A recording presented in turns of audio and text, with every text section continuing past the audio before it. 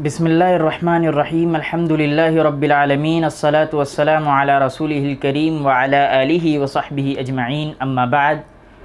मुअज़्ज़ज़ सामईन किराम, आज का हमारा मौजू है ज़कात क्या है। ज़कात को समझना बहुत ही ज़रूरी है। ज़कात को अगर हम नहीं समझते हैं तो बहुत से इश्कालात और बहुत से शुबहात हमारे जहन में पैदा होते हैं, जो आज के ज़माने के बहुत से यंगस्टर्स और बहुत से इल्हाद पसंद लोगों ने खड़े किए हैं। अगर हम ज़कात को समझते हैं तो ये ज़कात का निज़ाम समझने के बाद हमें दुनिया का हर निज़ाम तहस नहस और ज़कात के सामने घुटना रेज़ होता हुआ नज़र आएगा। दुनिया में तीन बड़े निज़ाम हैं, एक तो कैपिटलिज़म का, दूसरा सोशलिज़म का और तीसरा कम्युनलिज़म का। ये तीनों निज़ाम में थोड़ी बहुत मुनासिबत यही है कि एक खुलासा या कलाम यह है इन तीनों का कि एक आदमी अमीर से अमीर होता चला जाता है और दूसरा आदमी गरीब से गरीब तर होता हुआ चला जाता है।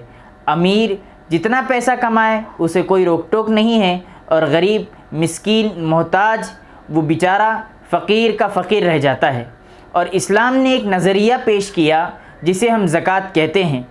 ज़कात में ये तो रखा गया कि अमीर अमीर होता चला जाए, लेकिन अमीर को हर जगह कुरान ने और अहादीस में अमीर को जो है गरीब पर इन्फाक करने की, गरीब पर ख़र्च करने की फ़जीलतें सुनाई गई और उसको नफली सदक़े देने के अजर सवाब बताए गए और उस पर एक ज़कात फ़र्ज़ कर दी गई कि अगर तुम इतने निसाब के 52.5 तोला चांदी या 7.5 तोला सोना और इसके बक़द्र अगर माल तुम्हारे पास है तो तुम शरीयत के लिहाज से अमीर हो और अब तुम्हारा ये फ़र्ज़ बनता है कि तुम गरीब पर ख़र्च करो। तुम गरीब को अपने 100 रुपये में से 2.5 रुपया गरीब को दो। ये इस्लाम ने उस पर लागू किया। कितना अच्छा निज़ाम है अगर हम इसको समझते हैं कि अगर ज़कात हर अमीर निकालने लग जाए और हर गरीब को देने लग जाए तो गरीब एक दिन ऐसा आएगा कि दुनिया में कोई गरीब नहीं बचेगा। ज़कात का मतलब ही यह है कि उम्दा हिस्सा, पाकीज़गी और माल से जो हम निकालते हैं वो अपने उम्दा हिस्से में से ही तो माल निकालते हैं। और ज़कात की इस्तिलाही तारीफ़ यही है कि अगर आकिल, बालिग, मुसलमान, आज़ाद और साहिब निसाब जिस पर 7.5 तोला या 52.5 तोला चांदी या इनके बक़द्र अगर माल है और वो उस माल पे साल पूरा हो जाए तो वो अमीर है, उसे चाहिए कि वो गरीब को दे। ये ज़कात का मतलब है। और अगर आप खुद ही सोचें, अगर हर कोई ज़कात के निज़ाम को फॉलो करे तो क्या दुनिया में कोई गरीब बचेगा? तो क्या ये ज़रूरी नहीं बनता है कि हम कैपिटलिज़म को समझने के बजाय ज़कात को समझें कि ज़कात कितना मुफीद तरीन अमल है एक सोसाइटी को बढ़ाने का, एक सोसाइटी को प्रोग्रेस करने का और डेवलप करने का। ज़कात कितना मुफीद तरीन अमल है कि ये गरीब का एक हक़ है, गरीब इसको मांग सकता है और ये भीख नहीं है। और मैंने इससे पहले वीडियो में भी कहा कि ज़कात अमीर पर एहसान करना है, ना कि गरीब पर एहसान करना।